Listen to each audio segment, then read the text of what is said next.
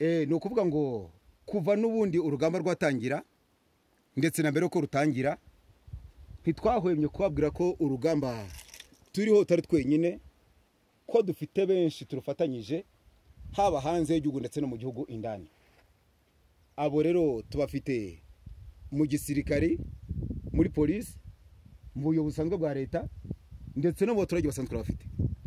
Ibyo ni mwakunze kumva na Intwari Sankara aho zari umuvugizi wa FLN mbere yuko agurishwa agashyikirizwa ubuyobozi bwa Kigali.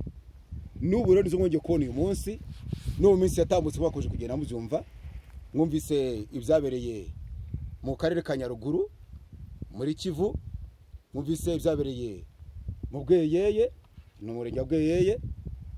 Ntabwo ari igikorwa cyangwa se ibikorwa ushaka kugeraho uri wenyine udafite abigufashije bari indani. Uko abantu bagiye bahaguruka bagenda murakuzi n'ubuhamya bagenda baha, bishoboka kutworera ko tuba tugiye dufite abo dusanga. Ni muri rwego tubashije gushimira abo bose badufashamo, haba mu gisirikare RDF, haba muri polisi, mu buyobozi busanzwe bw'igihugu ndetse no mu baturarwanda muri rusange badufasha mu bikorwa nk'ibi ngibi mubona dukomeje kugenda tugeraho kugeza kuri munsi wa none.